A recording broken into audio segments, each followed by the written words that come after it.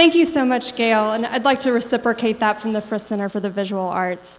We are so grateful to Vanderbilt University and the Office of Community, Neighborhood, and Government Relations for partnering with us on this series. It's become such a staple of our programming, and we're eternally grateful to Gail and all of the amazing women that she works with at that office to put this series together.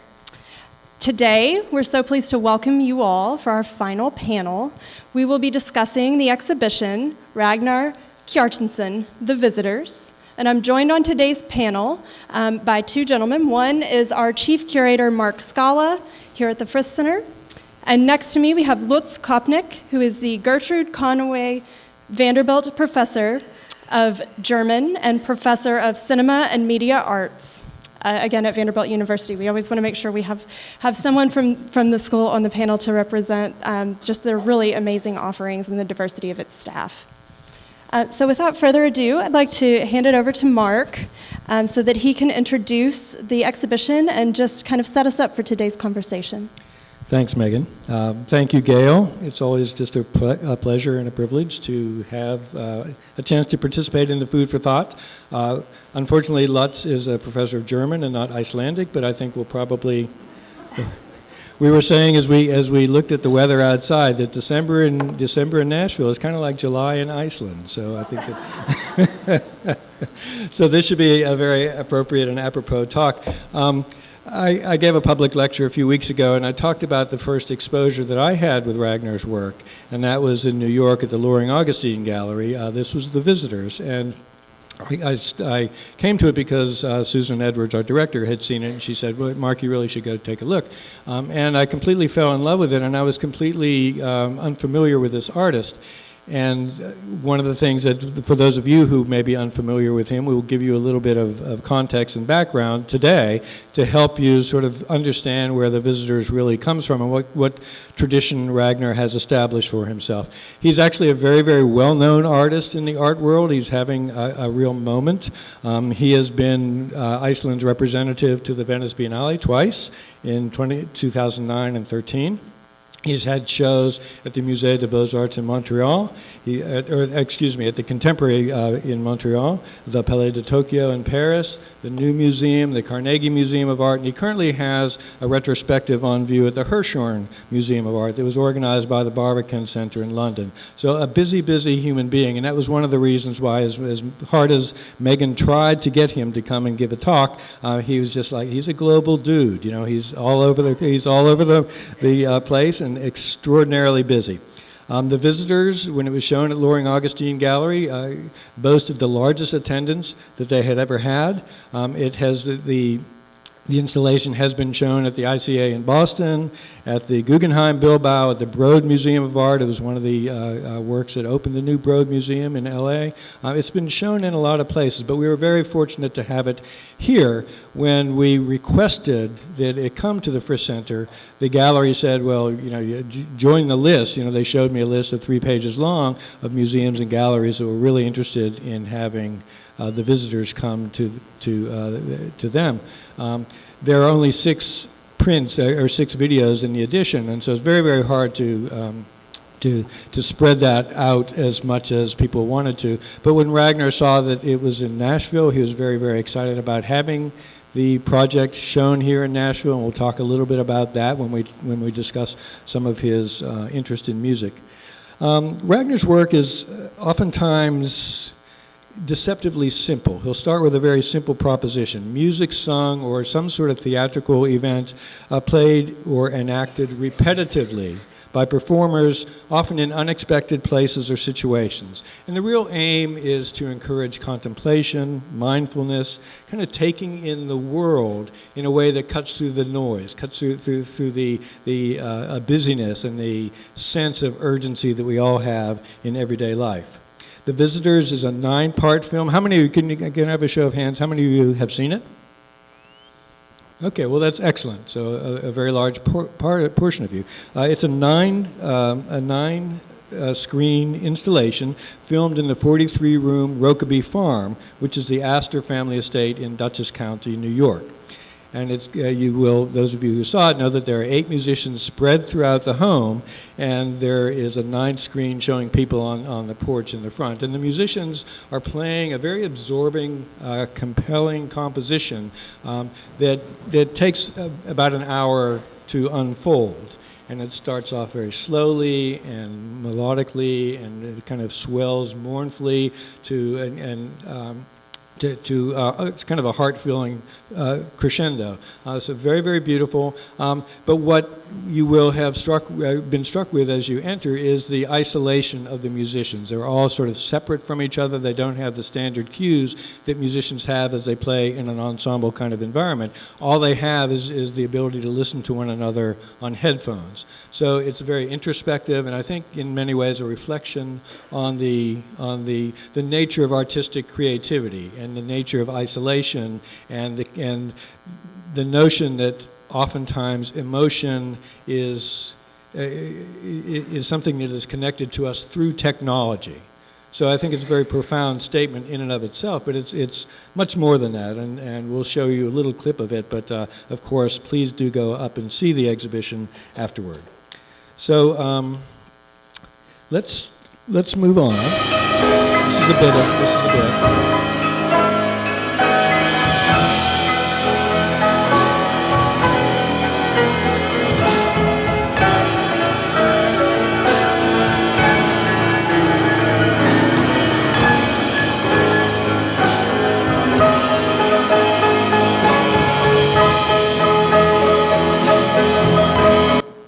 So that's what they call the Brady Bunch version. The experience of it is actually nothing like that, but it gives you a little taste of what to expect when you go into the gallery. Thank you, Mark, for sharing a little bit about the piece itself. But I think for a lot of our audience, that learning a little bit more about the artist and kind of where he comes from and his motivations will be illuminating. So if we could explore how his home country, Iceland, has shaped his aesthetic and artistic identity. And I'll actually kick this to Lutz first, because he's noted how the inhospitable climate has shaped its culture in important ways. Well, thanks first of all for to the Food for Thought program, as well for the Frist to have me here today. I mean, I also want to express my gratitude to Mark and the whole staff here of bringing actually Ragnar's installation here. As Mark already said, I mean, I can only echo this as one of the most moving pieces I've seen in a long time. I've seen and heard some of Ragnar's work before, sometimes not even knowing I was listening to it or seeing it, like the SS Hangover in Venice. Only years later I realized that it was one of his pieces. But the show that's up here right today, I mean, it's a very moving piece, but it's also a very challenging piece, and it, as already mentioned, it raises all kinds of very profound questions about the human condition, about our emotions, about music, about collaboration, about what it means to be in many respects in the world today, how to handle media. It also raises really interesting questions for me, who's working on all kinds of cinemas today, about what cinema is and how we engage with screens and media in our lives. So although it seems like a very simple piece, it really triggers all kinds of questions, and I think we'll be able today, hopefully, to address some of those, or at least open up it.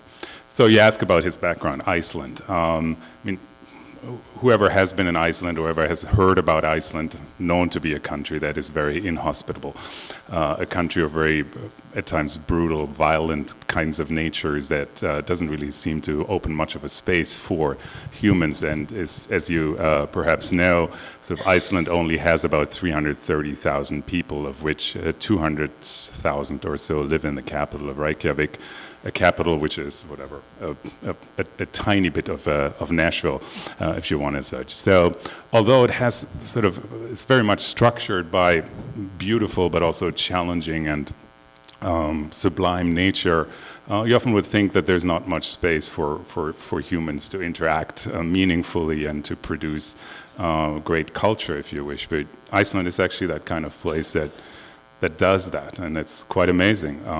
It's a very tightly knit community of people, all very much focused in the capital of Reykjavik. And I I think what has led to this this kind of tightly knit community where kind of everyone knows each other is really sort of living in face of an amazing landscape, a kind of inhospitable natural surrounds where people just move together in order to interact with each other in ways that we know very rarely in other areas of the world.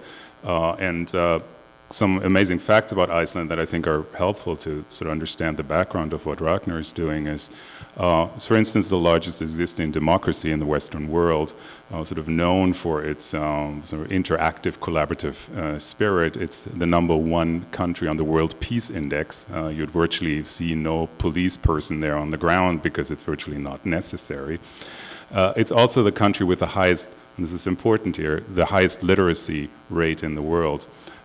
Where from early on everyone is encouraged not just to read in Icelandic but in other languages as well. So the level of culturedness of education is enormous in this country, while the tightly knit fabric of this society has really produced also conditions where sort of divisions or distinctions also between high and low or popular and elite culture are not as profoundly developed as in other countries. And that has led to a cultural climate of enormous intensity, where we actually see something we might not expect from a country like this, a lot of very experimental art. Music and art that is experimental, that challenges the borders, that is outside of the box, that sort of on some level speaks to itself, simply because it is a very tightly knit community, but on the other hand, really also, in order to just sort of be open to the world, needs to be quite cosmopolitan. So Iceland, in spite of its remoteness, is kind of a switchboard, basically, an intersection of also global tendencies. And it's always challenging, sort of what comes out there. Yeah, it's really difficult, I think, to start a discussion of an artist by speaking about where that artist comes from, because of course in a global economy, in a global world, sometimes these things don't really seem to matter, or you don't want to have too much sense of causality, I guess. But I think in this instance it really does make sense. Let me read you a quote from Ragnar about Iceland. He says, "In Iceland there's this idea that we don't really belong in the world. This country in the middle of the ocean, and so far from other countries." I wish I could do it in his accent. "What I love about Iceland is that the only people we admire are poets. There are no great conquerors or heroes, no great industrial tycoons or politicians, and no respect for business people or material wealth." They did have a little corruption problem a few years ago. Costed them the president, yeah. "I think making art comes from being a little allergic to society, not wanting to belong."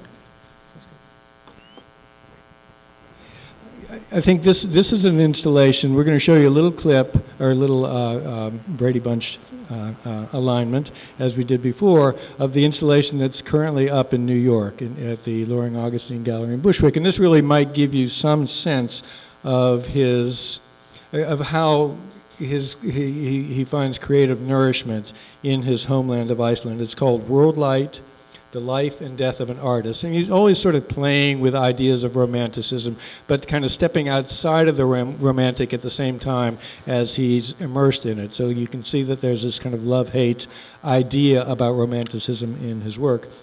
This is after the Nobel Prize winner, the Icelandic author Halldór Laxness's 4-volume book about the tragic life of a poet. It was written in 1937 to 1940. So let's see just a second of this.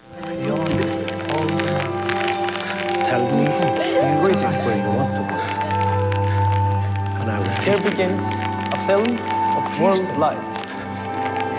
Halldór Laxness mega epic novel. World light has everything.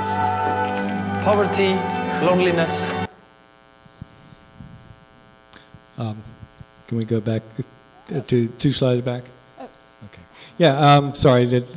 Hopefully that is tantalizing enough. It's a 6-channel video installation, very large and very compelling. And in it, he plays the part, of course, of the moderator, the commentator, dressed in the dinner jacket, introducing the film. And as he's introducing the film, they're making the film. And so they show, and people can walk in and out from the street. So they're showing the film as it's made from the inside out. And so there are little bits and pieces in which actors are portraying this starving poet, this sad orphan poet, as he falls in love and falls out of love and suffers loss and tragedy.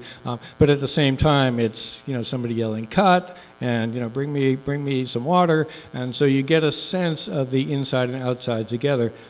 Ragnar's really a child of the theater, and that comes across. In this, his father and mother were both actors in Reykjavik, and he remembers watching actors rehearse over and over again. Another thing he has said is about rehearsals, and rehearsals I think is important when you think about what's upstairs. All the longing to make something great, but it's never great. It's always mediocre. And I just love that. I love it when human beings are trying to achieve something and it sort of doesn't happen. I think it's the ultimate human moment. So he's kind of deconstructing this whole romantic narrative in the same time that he's paying homage to it. So I think it's really, he's been called a clown, kind of like the clown of the art world, and there's always this sense of him trying to puncture things, and there's an element of humor. But there's also a genuine element of pathos, I think, in a lot of his work.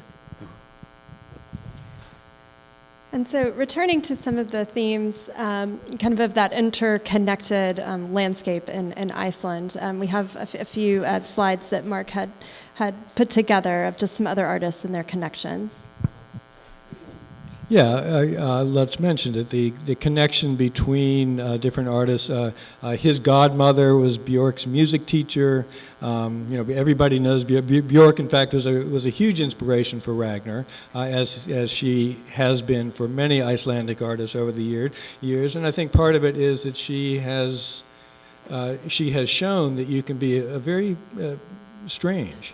You can be very primal, kind of evoking this sense of Icelandic history, and you can still live in Iceland, and you can have an international audience. So I think even that is a very significant inspiration for a lot of artists. On the lower left is a work by Gabriella Friedreich's daughter, another Icelandic artist whose videos and performances are painfully slow. I mean, they enact over hours and hours, and they're meant to evoke primal myths and medieval legends. Ragnar has said that people in Iceland still believe in elves. I don't know if that's true, but they do. Okay. And then the next slide is Gabriella's album cover for Bjork. So you get a sense of their being connected together.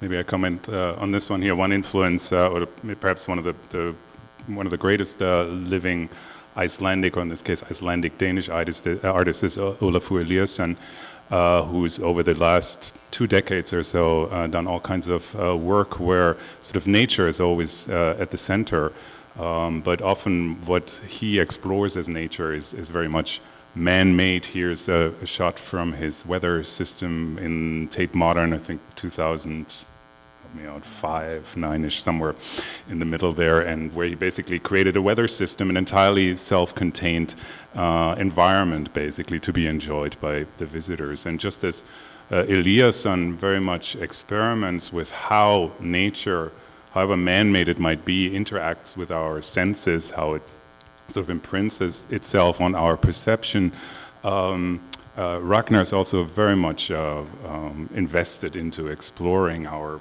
senses, our sort of emotionality, our affects.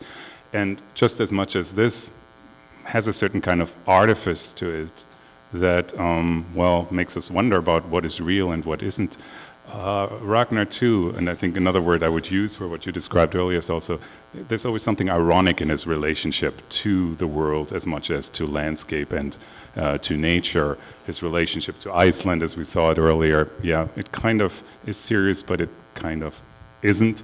And I think that opens up wonderful ways for artistic work. And so here's another of his influences, I think. And so just as I think we've touched on in looking at these slides and talking about this type of art, whether it's video art or installation art, it's really not happening in a vacuum. These artists are aware of one another and of the artists that preceded them. So I think it would be great if, Mark, if you could share, and Lutz too, of course, some of the artists who came before Ragnar that have kind of real bearing on his development. Yeah, he went to art school in the late 90s and early aughts, and there he learned about performance artists like Vito Acconci on the left, and Chris Burden on the right, Carolee Schneemann, a lot of artists working in New York in the 60s and 70s. And these artists were very interested in creating this sense of narrowing the gap, I think, between art and life. And so their performances were oftentimes body-related, their own bodies. There was oftentimes an element of masochism to them, and so the body became a symbol for the struggles that every individual faces in trying to live her life, or live his life in society. But the quality of the films and the videos, there was a very self-conscious in these early works, a very self-conscious sense of amateurism. The appeal of sort of the grainy street guerrilla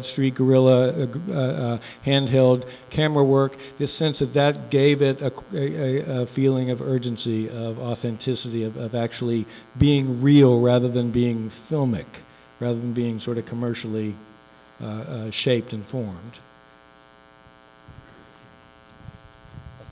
Another element I think that is so key to Ragnar's work, and anyone who has been up to see the piece, I'm sure has noticed this theme of duration, that it's longer than what we might expect given its subject matter. And so I know that there's some really great influences in terms of these pieces and this theme that kind of tests our patience as an audience. Mm-hmm. One term that we had used in our preparations for this roundtable was endurance art, and Ragnar certainly fits into that kind of theme, both on the side of the maker of the art, but also as far as the recipient is concerned. What you see here is a very, very minuscule clip from Andy Warhol's Empire, a film that lasts, if I recall correctly, 8 hours and a little bit. And what you see is basically what you get. Those 8 hours will show you exactly the Empire State Building, uncut, basically. Ragnar very much lives in that tradition that we have seen to some degree since the early 1960s, starting with Warhol, of making art that perhaps exceeds sort of what both an artist can take, but also what audiences can take in. Providing us with artworks that you cannot see in a single sitting, that sort of really exceed anything that we know from the reception of other artworks, and that thereby really challenges our ways of how we want to encounter artistic pieces in the first place.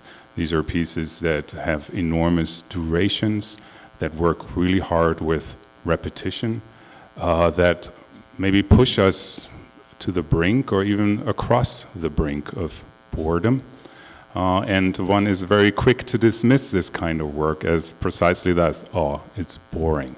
But in many respects, this might be the point of endurance art, to make us explore boredom, repetition, pieces that might last for 6 hours and might only be viewed by us for 2 or 3, or maybe only for 2 or 3 minutes, as something where boredom can become productive, where we all of a sudden see things on screen that we haven't seen before, or listen in music to something that we would simply miss if we just rushed through it, or that would just allow us to kind of return to it at another moment and have a completely new relationship to the piece, simply because we return to it at a different moment in our own life, and all of a sudden realize that whatever is repeated is never repeated identically, but each repetition produces a slight grain of newness each time. And Ragnar's really that kind of artist who maybe overtaxes our attention way too much. At the Hirshhorn,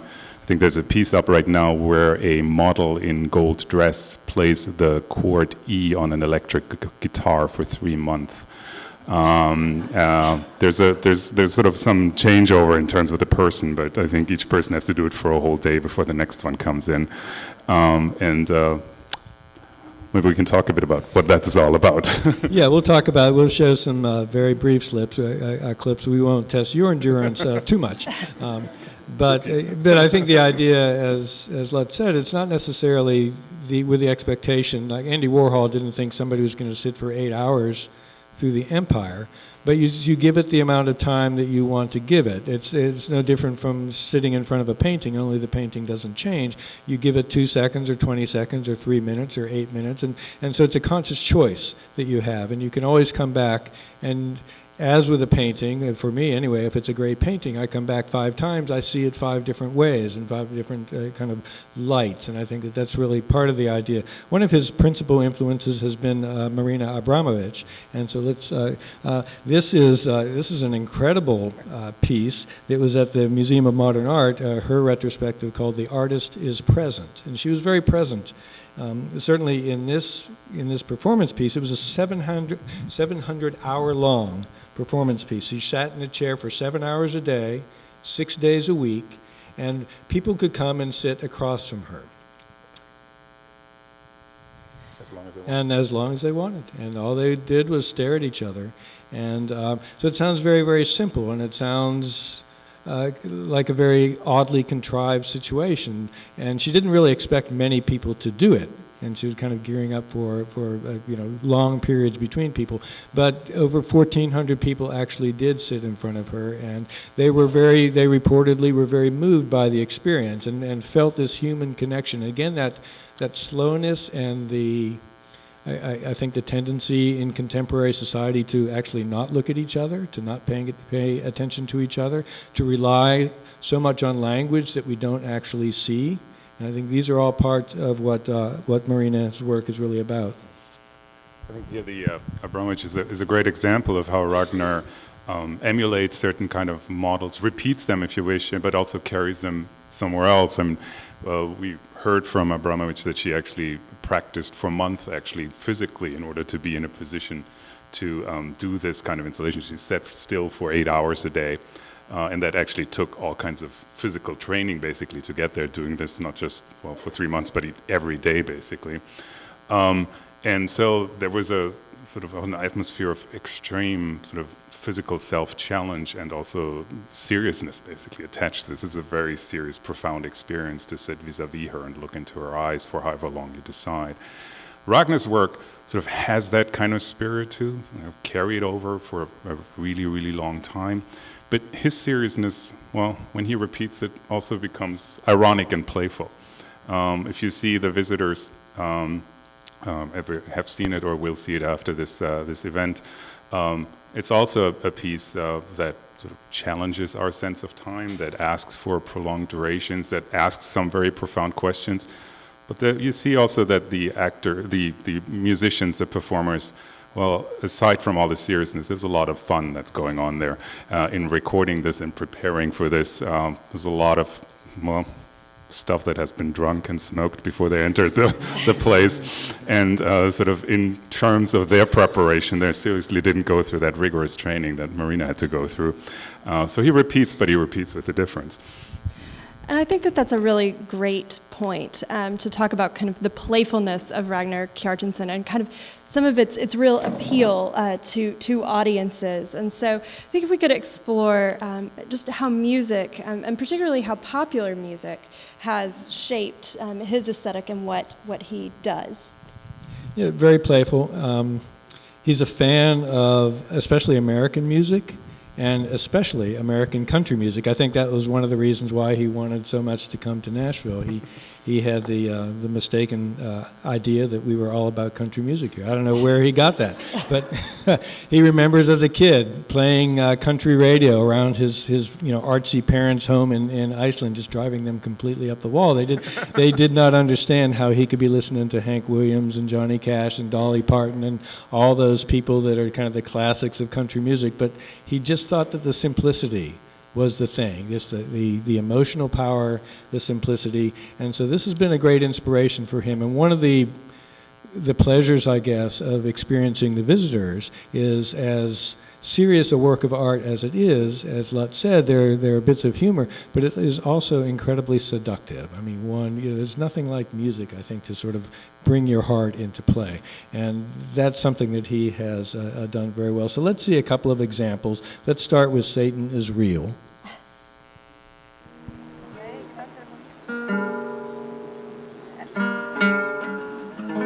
Satan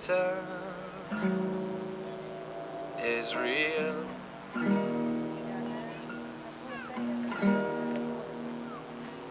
He's working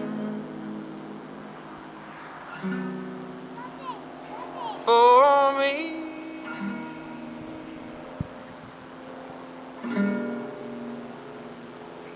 Satan is real. He's working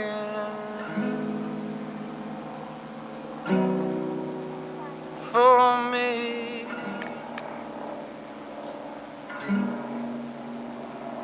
Satan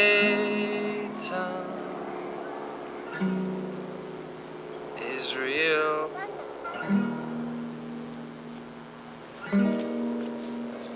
He's working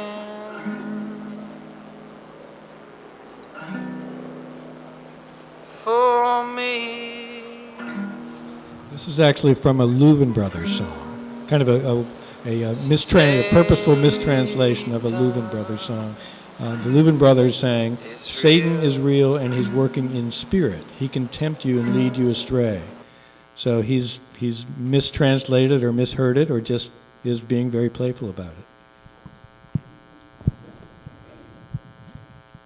So there's a strong influence of religion. Oddly enough, he's not a particularly religious person, but he went to church with his Lutheran mother while his atheist father stayed home. He talked his way into being a Catholic altar boy, even though he wasn't Catholic. So religion is really important to him. This is an early work called God. Sorrow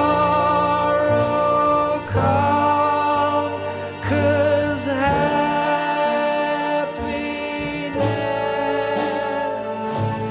Sorrow come, 'cause happiness.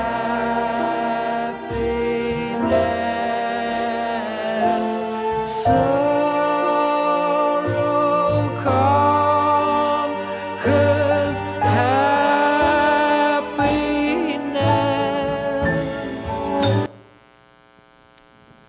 Tell us about the duration.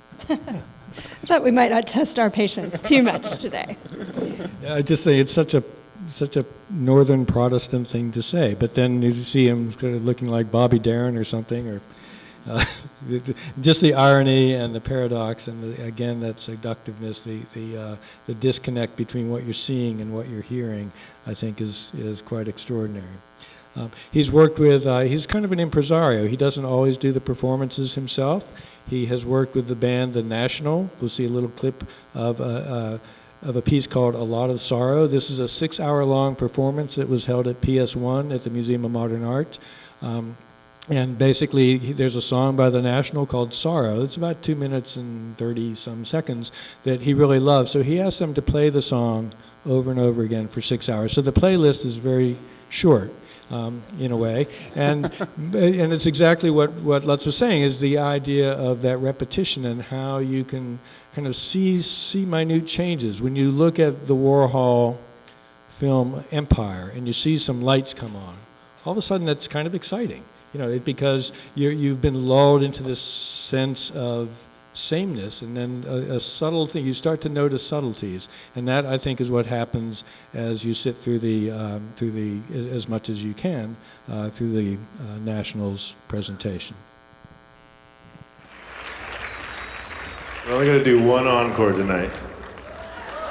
This is the last one.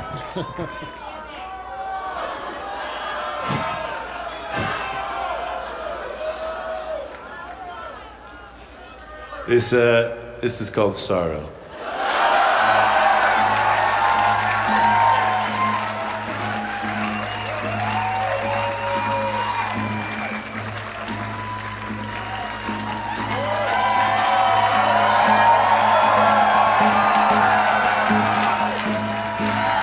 Sorrow found me when I was young.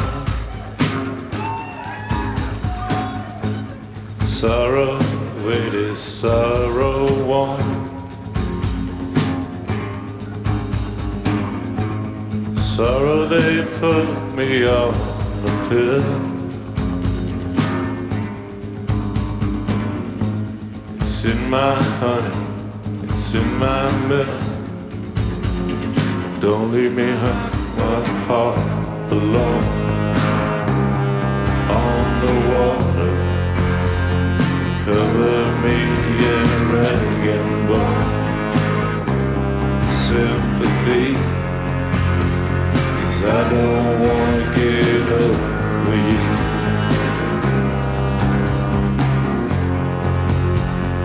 I don't wanna get over you.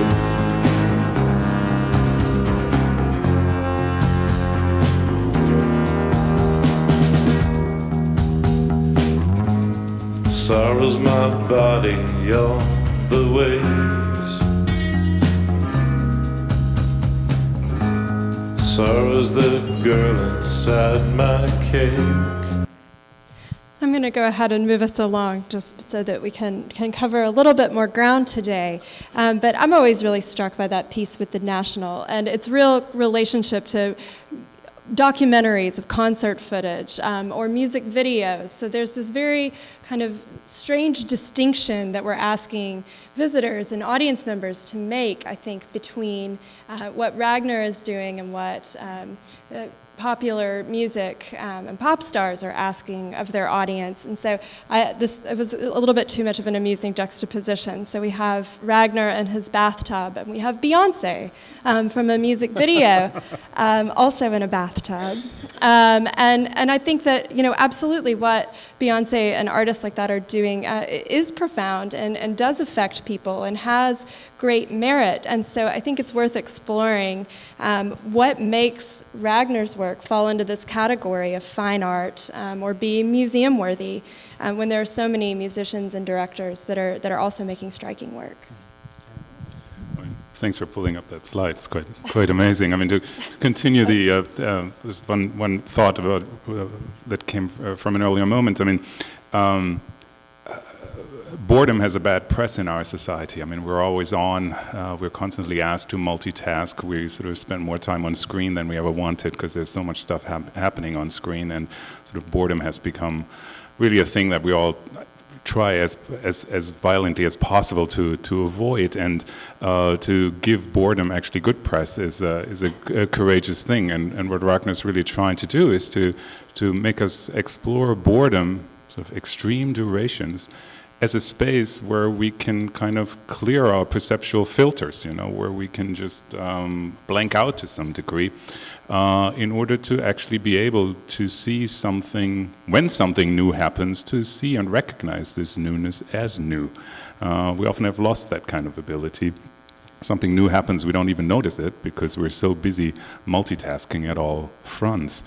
And I think this is also, and this is sort of my bridge to your question, what he's trying to pursue with his installations.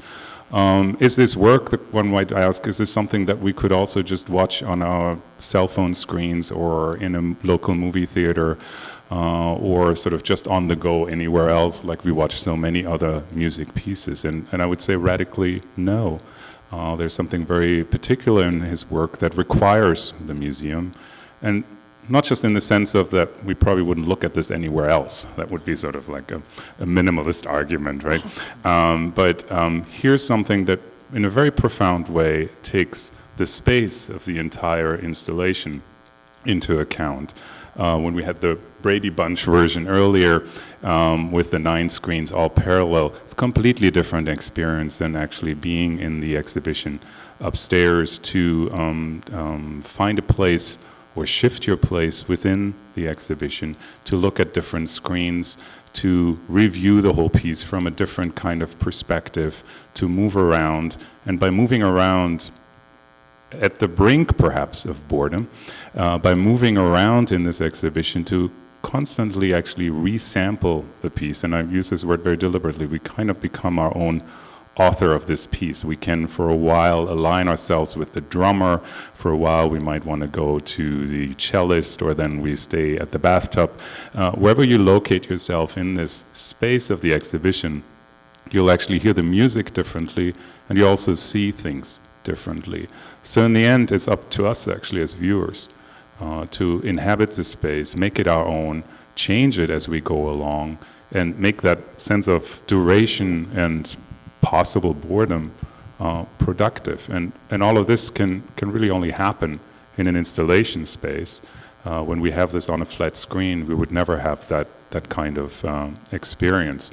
And I've seen the piece here a good number of times, and each time I go, well, I spend time with the musicians and sort of trying to find new ways of seeing the piece, but I almost spend as much time looking at other people looking and listen. Well, you can't listen to other people listening, but looking at other people listening, and sort of observing how we all actually engage with this piece, and how each of us, every one of us, sort of tries to find a new foothold in the piece, or find a new way of relating to it. And as I do that, we will also all start to explore our own viewing of this piece, our own listening to this piece.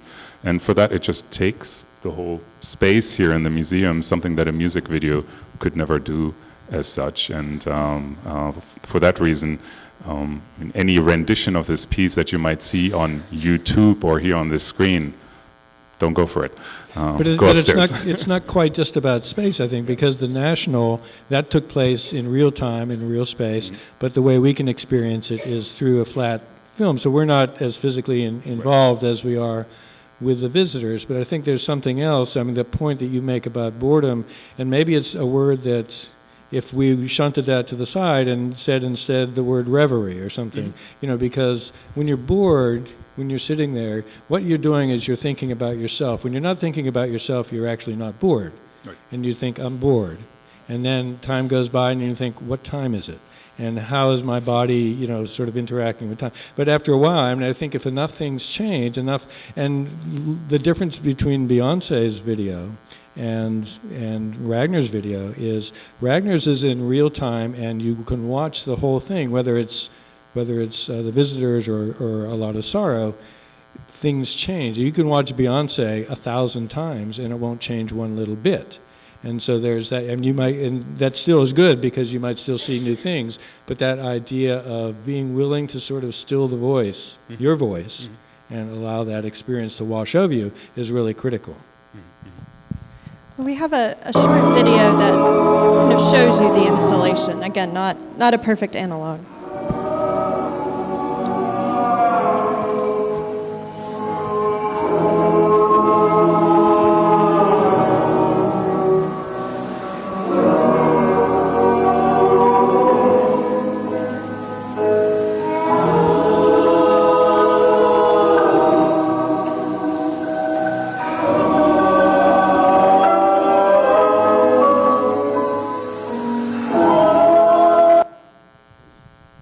Can't emphasize enough how much I encourage you, if you have time today, to go up and see the exhibition, because truly the video gives us a sense of what the space is, but the sound is not doing it justice, nor is the picture quality. So it really is a space that you can inhabit and with other people, which I think is a really important part of how we experience it. So I have a final question for you both, and this question may spawn multiple kind of sub-questions, but this piece has been called a generational masterpiece. It's been really lauded by a lot of people in the art world as this great piece, and we've seen a really wonderful response to it here at the center as well. So just as a general kind of question to you both, what makes it, the visitors, so memorable and invokes such a strong response from people? There'll be many hours one could answer this question. So maybe one way of tackling it is that,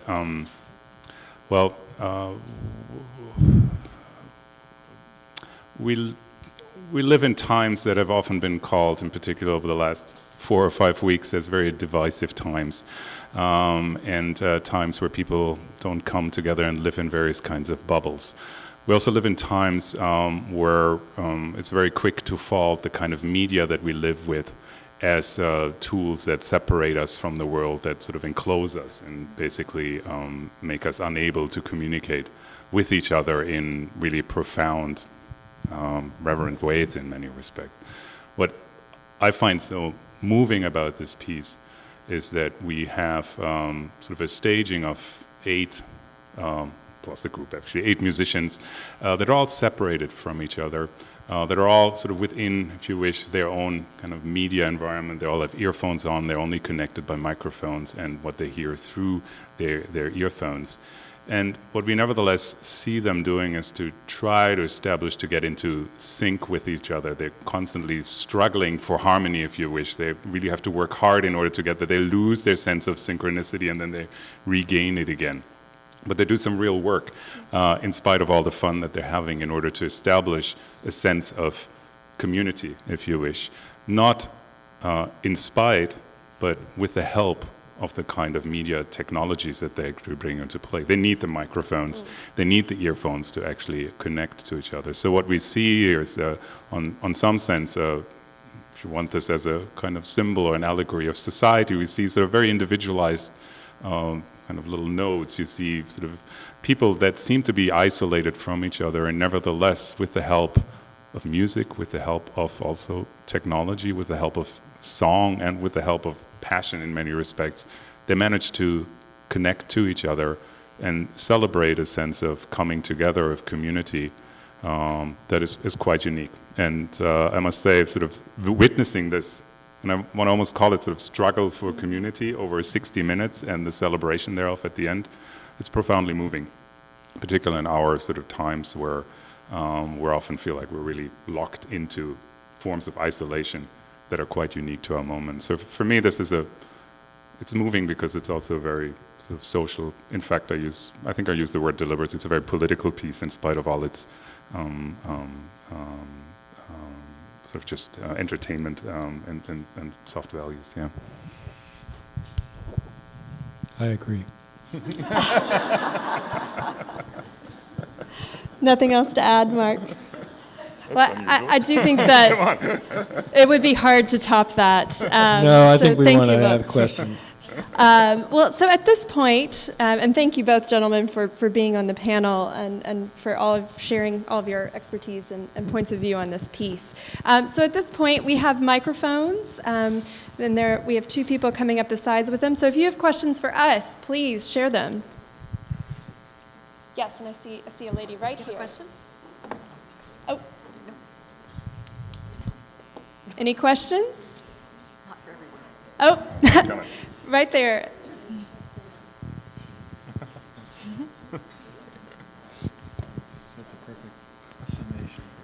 I moved to Nashville from Dutchess County, where I lived for 25 years. It's beautiful up there. How did the artist pick Dutchess County in the Hudson Valley? That's a great question. Yeah, actually, his dealer, Roland Augustine, is a trustee at Bard College, right up there, and knows the family. And there had been some other artists doing activities at the Rokeby Mansion, and so when Roland found out about Ragnar's work, he invited him to do something in the house. Yes, we have another question. Yes. When you attend one of these exhibitions and they're 6 hours long and you enter, are you expected to stay for the 6 hours or you can come and go? I know sometimes in theater it's kind of like that. It's a wonderful question. Yeah, that's a great question. I mean, I'd say no, and that's a good thing. We look at a lot of art, whether it's time-based art, film or video, or sort of still art, where we have often encounter that art with certain kind of expectation. I should spend really 5 minutes with this Van Gogh in order to really see it, or I should spend the whole duration of a video in order to say when I go home, hey, I saw it. And we often feel shamed and guilty when we don't do that, right? There are all kinds of codes of how we're supposed to properly look at art. And maybe these codes are actually from times that aren't necessarily our times anymore, but we're still sort of working with them and don't quite know yet how to reconfigure. And Ragnar, what he's doing in his work, he kind of, maybe he emancipates us. He sort of allows us to move away from these codes, and it's okay to watch this for 4 minutes or 40 minutes, because what it ultimately is all about is not just staying with it the whole time, but to explore our own commitment to it, our own attention span that we might have. And we can do that in 4 minutes or in 40 minutes. But in the end, much of this endurance art, that we talked about earlier, is really also throwing that question precisely back at us. Do I need to see the whole thing or not? And is it okay if I actually only do it at 5 minutes? And without feeling bad about it when we walk out. Often there's no beginning, middle, and end, it seems, and that's part of the idea of having something that goes on forever, like the 6-month-long installation at Venice, or the piece that you were talking about with the musician playing one note over and over again. So you don't feel a compulsion to stay and see how it turns out. With the visitors, it's only 64 minutes long, and actually I think many of our visitors have felt an interest in staying, because it does change, it does seem to evolve, and there actually is a kind of a summation at the end, which is unusual for Ragnar. But nevertheless, as Lutz says, the idea is you sort of dip your toes in and come out, and it's I mean, I think of endurance art like this as being sort of the equivalent of habits and breathing, and you do it without thinking, and you shouldn't stop breathing for very long, but it is something that that it becomes that kind of rhythm that the artist has allowed you. I have another question here. Yes. It seems to me there's a blending of 3 art forms. One is cinema on one hand, music on the other, and photography. Any comments on that? Cinema, music, and photography. Yeah. Well, this is an artist who crosses boundaries, who doesn't really adhere to one thing or another. Part of his show, he has 2 shows in New York now. One is called Architecture as Morality, and these are all paintings that he made on the West Bank, of where Israeli-occupied former homes of Palestinians, and that actually kind of fits oddly with his larger view. He views works like The Visitors as being like paintings. If you repeat something enough, it becomes almost like an object, like paintings or sculptures. So that idea of the decategorization, I think, is really central to understanding his work. If I may add something to this, there's also, I mean, he both blends these 3 forms, but often he also allows us to keep them somewhat separate. There was a wonderful moment right before this event. I went upstairs, and I entered the show at the screening pretty much towards the end, and without doing a spoiler alert a little bit, it's sort of the moment when you basically see the procession of all the musicians outside, and the individual rooms are empty, and I observed some visitors coming in and trying to figure out, what am I seeing here? And they related to what was on individual screens pretty much as photographic images, because nothing happens in those images anymore. All the musicians have left. So each sort of moving image had turned into a still image. So you could relate to it as photography. You can spend 64 minutes upstairs closing your eyes and just listening to it and trying to sample different possibilities of how that sound space actually explores. So you can relate it like this, and certainly you can consider it as a form of cinema, just that there's more than one screen at play. So you can go each individual way, but you can also allow all of this to fold into each other. And I think we're just in times also with Ragnar where these neat separations between the different mediums no longer exist as they used to exist. He brings them into play. Thank you. So you okay. So I like when I like that, Lutz, you brought this notion of emancipating the audience, and the audience sort of seems to always be learning something new or new ways of experiencing things and so on. And so to this previous question, I would also add that it's also theater, but also I feel sculpture a lot that allows us to experience Kjartansson's work. Bruce Nauman comes to mind, and his durational videos and relationship of body and photography, but also the theater of Robert Wilson and his long Einstein on the Beach pieces that we feel like we really have to endure and to experience in that way. So my question is, apart from that, do you think that there's any relationship or conversation to class when it comes to this piece in particular? Because it's shot in such a lush environment in this house that it's of trust, and so does that come to mind, or? Yeah. I think the question of class is a very good one. Yes, the Astor family is one of those old family names that I think a lot of Americans still recognize. Do either of you have a response? I think, yeah, obviously the place itself is symbolic of a bygone era, and the architecture is fading, the wallpaper is peeling, so there's a sense of wistfulness and kind of, but not regret in a way, I think. So if there is a sense of a class commentary, it's very much submerged, and as Lutz said about the political nature of the work, I think it sort of folds class into it, but again, in a very inexplicit way, so you won't come away feeling that you've been presented with a doctrine. And I think there's also, again, some ironies at play. I mean, here we have a kind of American aristocracy basically luxuriating in some old world sort of spirit. I mean, if you just look at the whole architecture, the interior design of that villa, it has all kinds of sort of references to Europeanness in many respects. But seeing this villa then inhabited basically by a bunch of Icelandic hippies and artists who are representing a society that's probably the most egalitarian in Europe is kind of a weird setup to begin with. One seems to deconstruct the other on the other. Just as a little footnote to this, my daughter, who goes to school next door, basically had seen this video Thanksgiving here at the installation and wanted to see the original place, and tried to approach the place the other day and was warned not to come any closer because trespassing is not allowed. She got really scared, so she told me on the phone. Talk about class. So I think we have time for one final question. And yes, if you behind you. There we go. I wanted to ask you about your book on slowness and how it relates to the Scandinavian slow TV, where they had people knitting for 24 hours a day for months or whatever, and then they had stacking wood. Are you familiar with that? They had With slow TV, you mean like TV shows where the camera is installed on a cruise boat and basically allows us a whole weekend to follow. Yeah.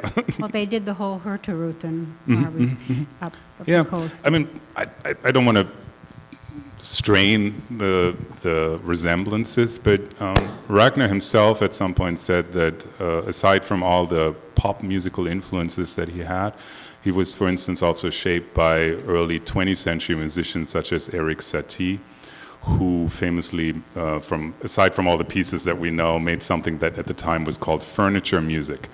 And he was basically trying to make compositions, this goes a little bit also back to Vesna's point, making kind of music that we listen to and not really listen to, that we can sort of receive with a certain level of attention, but also with a certain level of inattentiveness.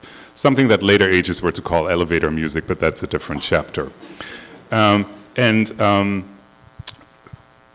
It's worthwhile to think of some of the stuff that we see in Ragnar as related to this kind of effort to make music or to make art for audiences that are there and not fully there, that can kind of come in and come out, and precisely thereby experience a kind of relaxation, a kind of decompression from the speeds that society often demands us today.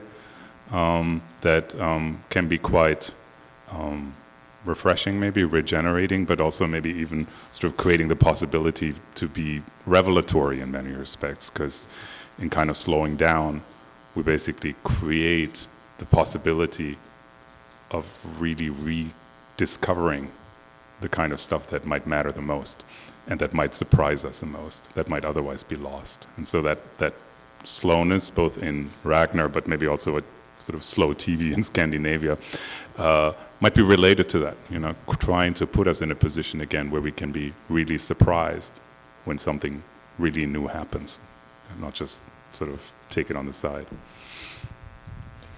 Thank you. Well, and thank you, ladies and gentlemen, so much for being here today for our final Food for Thought panel. We hope you'll come back next year, and we hope that you'll come back to the Frist Center often and visit the exhibition. Thank you again to my fellow panelists, and thank you.